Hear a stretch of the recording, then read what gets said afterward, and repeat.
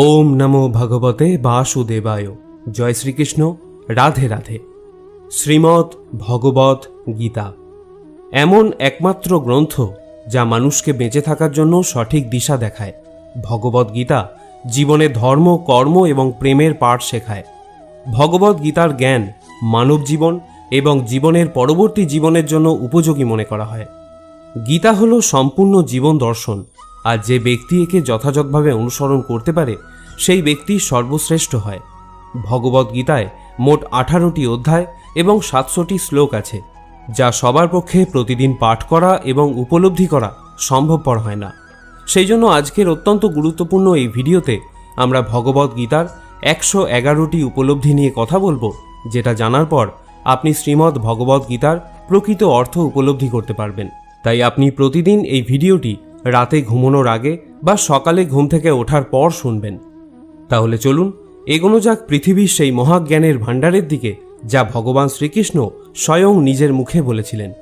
শ্রীকৃষ্ণ বলেন, এই সংসার আমারই তৈরি মায়া দ্বারা আচ্ছন্ন। এই সংসার আমার দ্বারাই সৃষ্টি হয়েছে। আমি এই সংসারের পালনকর্তা, আবার আমি সবকিছুর বিনাশও করে থাকি। আমি অতীত, বর্তমান এবং ভবিষ্যতের সকল প্রাণীকে জানি, কিন্তু বাস্তবে আমাকে কেউই জানতে পারে না। ভগবান বলেন, যেমন প্রকাশের জ্যোতি অন্ধকারেও ঝলমল করে, একই রকমভাবে সত্যও ঝলমল করে। এই জন্য মনুষ্যকে সর্বদা সত্যের পথেই থাকা উচিত। মৃত্যু হলো একটি অটল সত্য, যাকে কখনোই পরিবর্তন করা সম্ভব নয়। যখন থেকে এই সংসারে নির্মাণ হয়েছে তখন থেকেই জন্ম ও মৃত্যুর চক্র ঘুরে চলেছে। যেভাবে মনুষ্য তার পুরাতন বস্ত্র পরিত্যাগ করে নতুন বস্ত্র পরিধান করে, একই রকমভাবে আত্মাও পুরাতন জীর্ণ শরীর পরিত্যাগ করে নতুন শরীর ধারণ করে। এটাই হলো প্রকৃতির নিয়ম। এই কঠিন সত্যকে মেনে নিয়ে ভয়মুক্ত হয়ে বর্তমানেই বাঁচা উচিত। নিজের মনের ভেতর থেকে খারাপ গুণগুলিকে পরিত্যাগ করার কথা বলা হয়েছে ভগবত গীতায়। বলা হয়েছে, দম্ভ দর্পভিমানশ্চ ক্রোধ পারুষ্যমেব চ অজ্ঞানম চাভিজাতস্য পার্থ সম্পদমাসুরীম। অহংকার, রাগ, কঠোর বাণী এবং অজ্ঞানতা, এইসব থেকে মনুষ্যকে দূরে থাকা উচিত। সৎ গুণগুলিকে নিজের জীবনে ধারণ করা উচিত। এর ফলে জীবনে পরম শান্তির অনুভূতি হয়।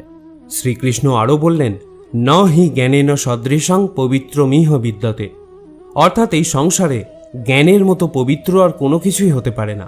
শ্রদ্ধাবান লভতে জ্ঞানম, অর্থাৎ জ্ঞানের প্রতি জিজ্ঞাসা থাকলেই জ্ঞান লাভ করা যায়। জ্ঞানম লব্ধা পরাং শান্তিম অচিরেনাধিগচ্ছতি। জীবনে শান্তি লাভ করার জন্য সাধনা নয়, বরং জ্ঞানের প্রয়োজন হয়। তিনি সমগ্র মানবজাতিকে উদ্দেশ্য করে অর্জুনকে বলেছিলেন, যদি মনকে বশে না করতে পারো তাহলে সেই মন তোমার চরম শত্রু হয়ে উঠবে। যদি সফল হতে চাও তাহলে ভয়কে জয় করো। অর্জুন যখন কৌরবদের বিরুদ্ধে যুদ্ধ করতে রাজি হলেন না, তখন ভগবান শ্রীকৃষ্ণ তাকে বললেন, হত বৈ প্রপয়সী স্বর্গম জিত্বা বভক্ষসে মহিমা তস্মাৎ উত্তিষ্ঠা কৌন্তেয়া যুদ্ধয়া কৃতনিশ্চয়। হে অর্জুন, তুমি নির্ভয়ে যুদ্ধ করো। নিহত হলে স্বর্গ পাবে, আর জিতলে পৃথিবী শাসন করবে। তাই যে কোনো কাজে সফলতা পেতে হলে মন থেকে ভয়কে দূর করতে হবে। কর্মফল নিয়ে পরমেশ্বর ভগবান গীতায় বলেছেন, কর্মণ্যেবাধিকারস্তে মা ফলেষু কদাচনা। গীতার এই শ্লোকে ফলের আকাঙ্ক্ষা ব্যতীত কর্মের আদি ক্ষেত্রের ওপর জোর দেওয়া হয়েছে। আপনি যদি কোনো কাজে সাফল্য চান তবে কর্মে মনোযোগ দিন, তবেই আপনি বিভ্রান্তি ছাড়া কর্ম করতে সক্ষম হবেন। গীতায় বলা হয়েছে, ফল কামনা করে কর্ম করলে কর্মের দিকে কম আর ফলের দিকেই বেশি মনোযোগ থাকে। যতক্ষণ না তুমি নিজের কাছে হেরে যাচ্ছ, ততক্ষণ এই পৃথিবীর কেউ তোমাকে হারাতে পারবে না। দুর্বল তুমি নয়, দুর্বল তোমার সময়, আর সময় প্রত্যেকের পরিবর্তন হয়। যারা প্রকৃত জ্ঞানী ব্যক্তি তারা না তো মৃত ব্যক্তির জন্য শোক করেন, না তো তাদের জন্য শোক করেন যারা জীবিত আছেন। কারণ তিনি জানেন যে মারা গেছে সে আবার জন্ম নেবে, আর যে জীবিত আছে সেও একদিন নিশ্চয়ই মারা যাবে। ভগবান শ্রীকৃষ্ণ বলেন, মনের শান্তির থেকে বড় সম্পদ এই পৃথিবীতে আর কোনো কিছুই নেই। যে ব্যক্তি নিজের মনকে শান্ত রাখতে শিখে গেছে তার থেকে বড় ধনী এই সংসারে আর কোথাও নেই। সময় কখনো মানুষের তৈরি পথে চলে না, মানুষকেই সময়ের তৈরি পথে চলতে হয়। একেই তো নিয়তি বলে। জীবন তখন কঠিন মনে হয় যখন আমরা নিজেকে পরিবর্তন করার পরিবর্তে পরিস্থিতিকে পরিবর্তন করার চেষ্টা করি। কর্মই হলো সবথেকে বড় ধর্ম। ভগবান শ্রীকৃষ্ণ গীতায় অর্জুনকে উপদেশ দিতে গিয়ে বলেছেন, মনুষ্য কর্ম করার জন্যই পৃথিবীতে জন্ম নেয়, আর কর্ম না করে কেউ ক্ষণকালও থাকতে পারে না। পরিণামের কথা চিন্তা না করে মানুষকে নিজের কর্তব্য পালন করে যাওয়া উচিত। ক্রোধ মানুষকে নরকে টেনে নিয়ে যায়। ক্রোধ করার জন্য মানুষের মন অশান্ত হয়ে পড়ে, আবেগের বশবর্তী হয়ে তখন সে নিজেরই ক্ষতি করে। ভগবান শ্রীকৃষ্ণ বলেন, মনুষ্যকে ক্রোধ এড়িয়ে চলতে হবে। যতই রাগ হোক না কেন, নিজেকে নিয়ন্ত্রণ করার প্রচেষ্টা করতে হবে। এই সংসারে আজ যা তোমার আছে, গতকাল তা অন্য কারো ছিল, আগামীকাল তা অন্য কারো হয়ে যাবে। তুমি এই পৃথিবীতে খালি হাতেই এসেছো, আর তোমাকে খালি হাতেই এখান থেকে ফিরে যেতে হবে। মনের ওপর নিয়ন্ত্রণ রাখা অত্যন্ত জরুরি। মানুষের মন বায়ুর মতো চঞ্চল হয়ে থাকে। এই মনের জন্যই মানুষ কাম বাসনার প্রতি আকৃষ্ট হয়ে নিজের লক্ষ্য থেকে ভ্রষ্ট হয়ে যায়। যদি জীবনের সফলতা পেতে হয়, তাহলে মনের ওপর নিয়ন্ত্রণ পাওয়া খুবই জরুরি। মনকে নিজের বশে করতে পারলে মস্তিষ্কের শক্তি কেন্দ্রীভূত হয় এবং তার জন্য কাজে সফলতা পাওয়ার সম্ভাবনা বৃদ্ধি পায়। গীতা আমাদের শেখায়, যে ব্যক্তি নিজের মনের ওপর নিয়ন্ত্রণ লাভ করেছে, তার মনে অপ্রয়োজনীয় চিন্তাভাবনা এবং কামনা বাসনা প্রবেশ করতে পারে না। সে অকারণ ইচ্ছা থেকেও নিজেকে দূরে রাখতে পারে, আর তার সাথে ব্যক্তি নিজের লক্ষ্যকেও খুব সহজেই জয় করে নিতে পারে। সদা সন্দেহকারী ব্যক্তি না তো এই জীবনে শান্তি পায়, না তো অন্য জীবনে। আর সেজন্যই তুমি সন্দেহের প্রবণতা থেকে দূরে থাকো। অধিক সন্দেহ করলে মনের সমস্ত শান্তি নষ্ট হয়ে যায়, আর ব্যক্তি ভ্রমের বশবর্তী হয়ে আপনজনদের সঙ্গে সব সম্পর্ক নষ্ট করে ফেলে। শরীরের সৌন্দর্য মনকে আকর্ষিত করে, কিন্তু স্বভাবের সৌন্দর্য হৃদয়কে আকর্ষণ করে। সেই জন্যই মনুষ্যের স্বভাব সর্বদা নির্মল হওয়া উচিত। কে কি করছে, কেন করছে এবং কিভাবে করছে, এসব থেকে যত দূরে থাকবে, ততই তুমি সুখে থাকবে। জীবনে আমরা কতটা ঠিক এবং কতটা ভুল, এটা মাত্র দুজনই জানে। একজন হলেন পরমাত্মা এবং দ্বিতীয়জন হল আমাদের অন্তরাত্মা। ভগবান শ্রীকৃষ্ণ বলেন, যে ব্যক্তির মধ্যে জ্ঞানের অভাব এবং ঈশ্বরে বিশ্বাসের অভাব থাকে, সেই ব্যক্তি জীবনে কখনো আনন্দ এবং সফলতা লাভ করতে পারে না। মানুষের দুঃখের প্রধান কারণই হলো তার মোহ। যে যত বেশি মোহ করবে, সে তত বেশি দুঃখও ভোগ করবে। তোমার আফসোস তোমার অতীতকে পরিবর্তন করতে পারবে না, আবার তোমার দুশ্চিন্তা তোমার ভবিষ্যৎকেও পরিবর্তন করতে পারবে না। সেই জন্যই বর্তমানের আনন্দ উপভোগ করাই সব থেকে সুখের। শ্রীকৃষ্ণ আরও বলেন, যে তোমার পাশে থাকে তুমিও তার পাশে সবসময় থেকো, আর যে তোমার সাথে প্রতারণা করে তাকে তুমি ত্যাগ করো। যে স্থানে তোমার কোনো সম্মান নেই, সেখানে কখনোই যাওয়া উচিত নয়, কারণ এটা করলে লোক তোমাকে বোকা এবং দুর্বল ভাববে। ক্রোধোদ্ভবতি সম্মোহ, স্মৃতিভ্রংশ বুদ্ধির নাশ, বুদ্ধি নাশত্ব প্রাণস্বতী। গীতার এই শ্লোকটি বলে, যে কোনো কাজের সাফল্যের জন্য মনের প্রশান্তির প্রয়োজন হয়। ভগবান শ্রীকৃষ্ণ বলেন, রাগ বুদ্ধিকে ধ্বংস করে ব্যক্তিকে মূর্খ করে তোলে। একজন মূর্খ ব্যক্তি নিজেকে ধ্বংস করে। এমতাবস্থায় যে কোনো কাজের সফলতার জন্য ক্রোধ ত্যাগ করা অতি আবশ্যক। যে কখনো জীবনের সংকটে পড়েনি, সে কখনো নিজের শক্তির সম্পর্কে জানতে পারে না। যে অন্যের দুঃখকে অনুভব করতে পারে, যার মনে দয়া আছে, যারা মন থেকে শুদ্ধ, সে এই পৃথিবীর জন্ম মৃত্যু চক্র থেকে মুক্ত হয়ে যায়। ভগবদ গীতার একটি বড় শিক্ষা হলো এই, যে কাউকে কিছু দিয়ে কখনো অহংকার করা উচিত নয়। কে বলতে পারে তুমি তাকে সেটা দিচ্ছ নাকি পূর্বজন্মের ঋণ পরিশোধ করছো? যেসব ব্যক্তিরা অহংকারী হয়, তাদের বংশ, বৈভব এবং প্রতিষ্ঠা তিনটেই চলে যায়। যদি বিশ্বাস না হয়, তাহলে রাবণ, কৌরব এবং কংসকে দেখো, যারা অতিরিক্ত অহংকারের কারণে নিজেদেরকেই ধ্বংস করেছিল। যদি কাউকে বিশ্বাস করতে হয়, তাহলে তার কথায় নয়, তার ব্যবহার দেখো। অতিরিক্ত রাগের সময় কিছুটা চুপ থাকলে এবং ভুলের সময় কিছুটা মাথা নত করলে জীবন আরও সহজ হয়ে ওঠে। ভগবান বলেন, যে ব্যক্তি আমাকে জেনে যায়, সে এই কষ্টে ভরা পৃথিবীর জন্মমৃত্যুর চক্র থেকে মুক্তি পেয়ে যায়। যে ব্যক্তি ভগবদ গীতা পড়ে এবং তাকে অনুসরণ করে, তার জীবন থেকে সমস্ত দুষ্কর্মের প্রভাব নষ্ট হয়ে যায়। যা তোমার ভাগ্যে আছে তা দৌড়ে তোমার কাছে আসবে, আর যা তোমার ভাগ্যে নেই তা এসেও আবার চলে যাবে। ঝড় যেমন নদীতে থাকা নৌকোকে পথভ্রষ্ট করে দেয়, সেরকমই বাসনা মানুষের বুদ্ধিকে ভ্রষ্ট করে দেয়। যে মানুষ সুখ দুঃখে মান অপমানে শান্ত থাকতে পারে, সেই মানুষ আমার অতি প্রিয়। বুদ্ধিমান ব্যক্তি যখন সম্বন্ধ রাখা বন্ধ করে দেয় তখন বুঝে নেওয়া উচিত যে তার আত্মসম্মানে কোথাও না কোথাও আঘাত লেগেছে। মানুষ এই জন্য দুঃখী নয় যে সে ঈশ্বরের অস্তিত্বকে বিশ্বাস করে না, মানুষ এই জন্য দুঃখী কারণ সে ঈশ্বরের জ্ঞানকে বিশ্বাস করে না। সময় এলে সব কিছুই পাওয়া যায়, সময়ের আগে কোনো কিছু পাওয়ার ইচ্ছাই দুঃখের প্রধান কারণ হয়ে দাঁড়ায়। যারা প্রেমকে জঘন্য বলেন তারা মূর্খ। এই জগৎ প্রেম দিয়েই তৈরি হয়েছে, প্রেমই হলো এই জগতের মেরুদণ্ড। মনুষ্য তার বিশ্বাস এবং চিন্তাভাবনা দ্বারাই তৈরি হয়। যার মনের চিন্তাভাবনা যেমন হয় সেই মানুষ সেরকমই তৈরি হয়। এই সংসারে ভাগ্যের থেকে বেশি এবং সময়ের থেকে আগে না তো কেউ কিছু পেয়েছে আর না কখনো পাবে।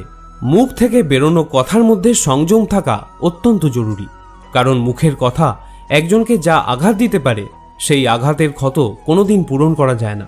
শ্রীকৃষ্ণ বলেন, ধর্মের জন্য লড়াই করতে শেখো, অধর্মের শত্রু হতে শেখো এবং যারা তোমার আপন তাদের জন্য ত্যাগ করতে শেখো। সত্য সর্বদা জলে ভাসমান তেলের মতো হয়। তুমি যতই মিথ্যার জল ঢালো, সত্য সর্বদা ওপরেই থাকবে। জীবনের একটি অমূল্য শিক্ষা, খুব আনন্দের সময় কারোর কাছে কোনো প্রতিজ্ঞা করো না, খুব রাগের সময় কাউকে উত্তর দিও না, আবার যখন খুব দুঃখ হবে তখন কোনো সিদ্ধান্ত নিও না। যদি কোনো মনুষ্য সমগ্র জগৎকে জেনে যায়, সমগ্র সংসারকে জেনে যায়, কিন্তু সে নিজেকে না জানতে পারে, তাহলেও সেই মানুষ নির্বোধ থেকে যায়। যদি কেউ তোমাকে প্রত্যাখ্যান করে তাহলে দুঃখ করো না, কারণ বাস্তবে সে তোমার মূল্য বোঝেনি। যে সম্পর্ক তোমাকে কাঁদিয়ে দেয় সেই সম্পর্কে থেকে গভীর সম্পর্ক আর কোনো কিছুই হয় না, আর যে সম্পর্ক তোমাকে কাঁদার জন্য ছেড়ে দেয় তার থেকে দুর্বল আর কোনো সম্পর্ক হয় না। সর্বদা শান্ত থাকতে শেখো, তাহলেই তুমি নিজেকে মজবুত অনুভব করবে। উত্তপ্ত লোহাকে গরম অবস্থায় যে কোনো রূপে পরিবর্তন করা যায়, কিন্তু ঠান্ডা হয়ে গেলে সেই লোহাই অনেক বেশি মজবুত হয়ে যায়। একজন জ্ঞানী ব্যক্তি হলো সেই যে অন্যকে দেখে এবং তার থেকে শিক্ষা লাভ করে, কিন্তু তাকে কখনো ঈর্ষা করে না। এই পৃথিবীতে কেউ কারোর আপন হয় না।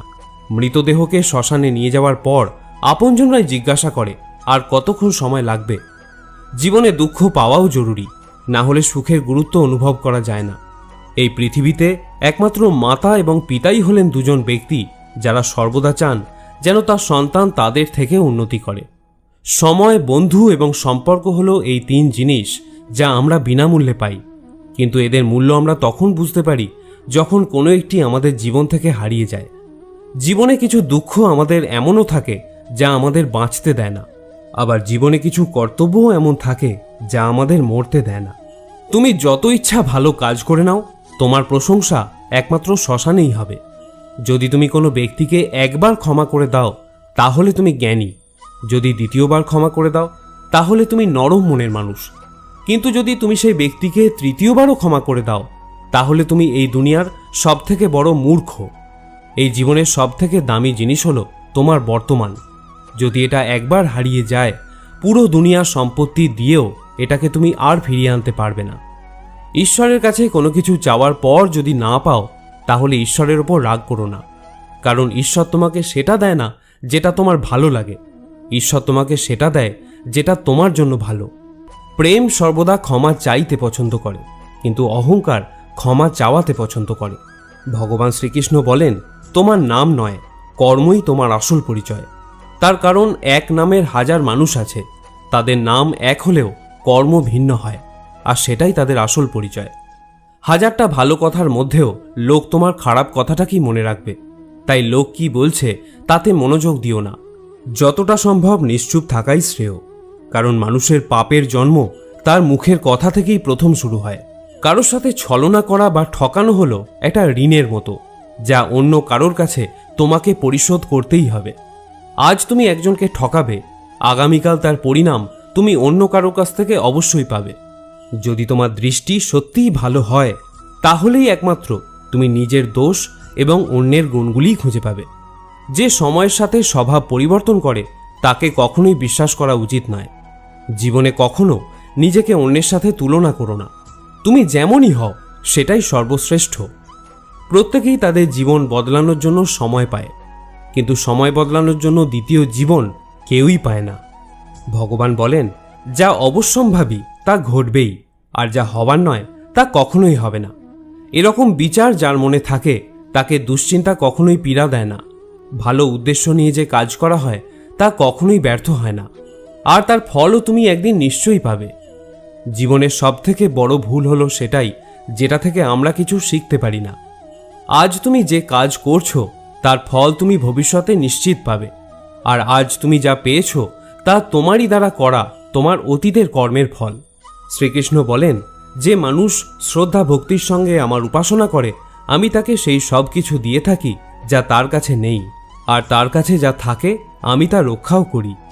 কাকে কি আর কতটা বলতে হবে যদি তুমি শিখে নাও তাহলে তোমার জীবন সার্থক হয়ে যাবে। যদি জীবনে কখনো সুযোগ পাও তাহলে স্বার্থ ত্যাগ করে সাহায্য করে দিও, কিন্তু কখনোই স্বার্থপর হয়ে এড়িয়ে যেও না। ধর্ম দ্বারা পরিপূর্ণ হৃদয় সর্বদা ধর্মের পরামর্শ দেয়, আর অধর্ম দ্বারা পরিপূর্ণ হৃদয় সর্বদা অধর্মের পরামর্শ দেয়। কোনো রকম দুঃখ কষ্টের মধ্যে তোমাকে এই 7টি গুণ বাঁচাবে: তোমার জ্ঞান, তোমার বিনম্রতা, তোমার বুদ্ধি, তোমার ভিতরের সাহস, তোমার ভালো কর্ম, সত্য কথা বলার অভ্যাস এবং ঈশ্বরে বিশ্বাস। যখন কঠিন সময় আসে তখন ব্যক্তি একা হয়ে যায়, কিন্তু এটাও সত্য যে সেই কঠিন সময় ব্যক্তিকে আরও মজবুত করে দেয়। যে তোমাকে সম্মান দেয় তাকেও তুমি সম্মান দাও। কারো সামর্থ্য দেখে তার সামনে মাথা ঝোঁকানো ভীরুতার লক্ষণ। তোমার সামনে যত বড় কঠিন পরিস্থিতি এসে পড়ুক না কেন, একটা কাজ করবে: নিজের সব কিছু ভগবানকে সমর্পণ করে দাও। ভগবানের ওপর বিশ্বাস সেই ছোট্ট শিশুর মতো করো যাকে হাওয়াতে ছুঁড়ে দিলেও সে হাসতে থাকে। সে ভয় পায় না, কারণ সে জানে যে তুমি তাকে নিচে ফেলে দেবে না। ভগবান শ্রীকৃষ্ণ বলেন, তুমি মন ছোট করো না। যদি আপনজন তোমার থেকে মুখ ফিরিয়েও নেয় আমি তোমার সাথে সবসময় থাকব। কারোর সামনে এতটাও ঝোঁকা উচিত নয় যে সে তোমাকে নিচু শ্রেণীর লোক ভাবতে শুরু করে। মনুষ্য সর্বদা তার ভাগ্যকে দোষারোপ করে, এটা জেনেও যে ভাগ্যের থেকেও বড় হলো তার কর্ম, যেটা তার নিজের হাতেই রয়েছে। জীবনে এমন একজন থাকাও খুব জরুরি যাকে কিছু বলার জন্য ভাষার প্রয়োজন হয় না, হয়তো তাকেই পরমাত্মা বলা হয়। শ্রীকৃষ্ণ বলেছিলেন, মৃত্যুর সময় কোনো ব্যক্তি যদি আমার নাম করতে করতে দেহত্যাগ করে তাহলে সে আমার পরম ধাম প্রাপ্ত হয়। ভগবান শ্রীকৃষ্ণ অর্জুনকে বললেন, হে ভারত, প্রকৃতি আমার গর্ভাধান স্থান। আমি প্রকৃতিতে গর্ভাধান করি, আর তা থেকেই সর্বভূতের উৎপত্তি হয়। মানুষ, দেবতা ও অন্যান্য জনিতে যে সকল শরীর উৎপন্ন হয় আমি তাদের পিতা এবং প্রকৃতি হলেন তাদের মাতা।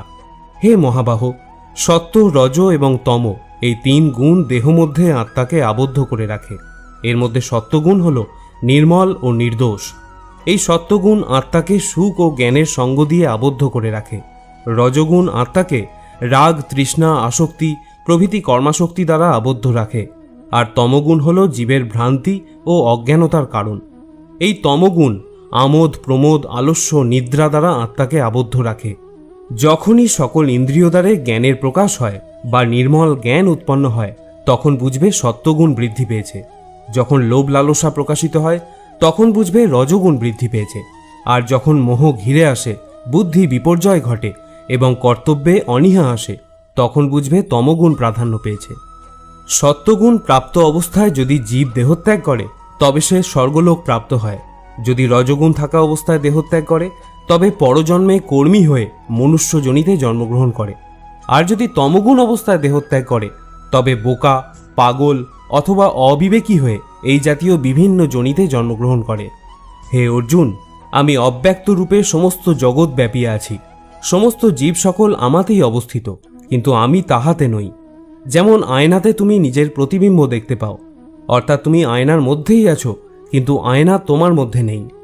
হে কৌন্তেয়, কল্পের শেষে সমস্ত জীব আমাতেই বিলীন হয়, আবার কল্পারম্ভে পুনরায় তারা আমার থেকেই নির্গত হয়। আমি নিজ প্রকৃতিকে নিজের বশে রেখে নিজ নিজ কর্ম নিমিত্তে স্বভাব অনুযায়ী জীবগণকে বারবার সৃষ্টি করে থাকি। আমার অধিষ্ঠানের জন্যই এই জগৎ প্রসব হয়, এই জন্যই জগৎ বারবার উৎপন্ন হয়। হে কৌন্তেয়, যারা অন্য দেবতায় ভক্তিযুক্ত হয়ে পূজা করে তারাও আমাকেই পূজা করে, কিন্তু তারা শাস্ত্রবিধি অমান্য করে। আমি সর্বযজ্ঞের ফলদাতা ও ভোক্তা এই তত্ত্ব জানে না বলেই তারা পুনরায় সংসারে পতিত হয়। যারা দেবগণের পূজা করেন তারা দেবলোক, যারা পিতৃগণের পূজা করেন তারা পিতৃলোক, যারা যক্ষ রক্ষাদিগের পূজা করেন তারা ভূত লোক প্রাপ্ত হন, কিন্তু যারা আমার ভজনা করেন তারা আমাকেই প্রাপ্ত হন। যিনি আমাকে পত্র, পুষ্প, ফল, জল ইত্যাদি ভক্তিপূর্বক দান করেন, আমি সেই ভক্তের উপহার গ্রহণ করে থাকি। ভগবান শ্রীকৃষ্ণ দেহের সঙ্গে আত্মার সম্পর্ককে খুব সুন্দরভাবে ভগবদ্গীতায় তুলে ধরেছেন।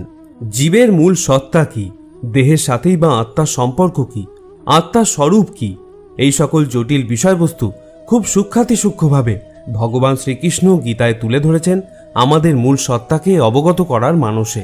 প্রথমেই আত্মার স্বরূপ সম্পর্কে ভগবান ধারণা দিচ্ছেন, অন্তবন্তু ইমে দেহা নিত্য শক্তা শরীরিন অনাসীন প্রমেয়স্য তস্মাৎ যুদ্ধস্য ভারত। আত্মা যে দেহকে আশ্রয় করে অবস্থান করেন সেই দেহ নশ্বর বলে কথিত হয়েছে, কিন্তু আত্মা হলো অবিনশ্বর। তাহলে এখন এই প্রশ্নের উত্তর খুঁজতে হবে যে আমি আসলে কে। দেহটা যদি নশ্বরই হয় তাহলে তো তার ধ্বংস অনিবার্য। তাহলে আমি ধ্বংস হয়ে গেলে কর্মফলের ভোগটা কার? এই প্রশ্নের উত্তরটা কিন্তু ভগবানের এই শ্লোকে স্পষ্টভাবেই প্রতীয়মান হয়। দেহটা যেহেতু নশ্বর তাই এই দেহটা আমি নই, যেহেতু আত্মা অবিনশ্বর ও নিত্য তাই আত্মাটাই হচ্ছে আমি। আমার মূল সত্তা হলো আমি এক আত্মা যে একটি দেহকে আশ্রয় করে আছি। দেহটা আত্মার একটি আবরণ মাত্র, যেটা ভগবান আরও স্পষ্ট করে বলেছেন, বাসাংসি জীর্ণানি যথা বিহায় নবানি গৃহ্ণাতি নরপরাণি তথা শরীরানি বিহায় জীর্ণান্ন ন্যান্নি সংজাতি নবানি দেহি। যেরকম মনুষ্য তার পুরাতন বস্ত্রগুলি ত্যাগ করে নতুন বস্ত্র ধারণ করে, সেইরূপ জীবাত্মাও পুরাতন শরীর ত্যাগ করে নতুন দেহ ধারণ করে। বর্তমানে আমি এই দেহকে আশ্রয় করে আছি, আবার কোনো এক সময় পুরাতন বস্ত্রের মতোই এই দেহকে পরিত্যাগ করে কর্মফল অনুযায়ী নতুন একটি দেহ আমি ধারণ করব। এটাই হলো প্রকৃতির বিধান। এখানে কিন্তু ভগবান আমাদের জীবাত্মা বলে সম্বোধন করেছেন। এর মানে হলো আমি হলাম আত্মা, তবে জীবাত্মা। আর পরমেশ্বর ভগবান যেহেতু সর্বভূতে অবস্থান করেন তাই তিনি হলেন পরমাত্মা। যেহেতু আমার জন্ম হয়েছে তাই আমার মৃত্যু অবশ্যম্ভাবী, কিন্তু জন্ম ও মৃত্যু কোনো সৃষ্টি বা বিনাশ নয়। গীতার ভাষায় এটা দেহ পরিবর্তন করার একটা নিয়ম মাত্র। জাতস্য হি ধ্রুব মৃত্যু ধ্রুবম জন্ম মৃতস্য চ তস্মাৎ পরিহার্য অর্থে নতম সচিতুম অর্হসি। যার জন্ম হয়েছে তার মৃত্যু নিশ্চিত, আবার যার মৃত্যু হয়েছে তার জন্ম হওয়াও নিশ্চিত। সুতরাং যা অবশ্যম্ভাবী তার জন্য আমাদের শোক করা উচিত নয়। এটি হলো ভগবদ গীতার সবথেকে বড় উপলব্ধি। যারা এই শরীরকে সর্বস্ব বলে মনে করেন তারাই কেবল দুঃখ ভোগ করেন, কিন্তু যারা জানেন এই শরীরটা আমি নই, আমি জীবাত্মা, আমার বিনাশ নেই, তারা কখনো কোনো কষ্টে ব্যথিত হন না বা অধিক আনন্দে প্রভাবিতও হন না। বিষয় চিন্তা করতে করতে মানুষের তাতে আসক্তি জন্মায়। আসক্তি থেকে কামনা, কামনা থেকে ক্রোধ, ক্রোধ থেকে মোহ, মোহ থেকে স্মৃতিভ্রংশ, স্মৃতিভ্রংশ থেকে বুদ্ধিনাশ, আর বুদ্ধিনাশ হলেই বিনাশ ঘটে।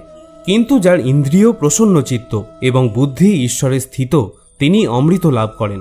আর যিনি অযুক্ত, যার চিত্ত ঈশ্বরে সমাহিত নয়, তার আত্মা বিষয়ক বুদ্ধিও হয় না।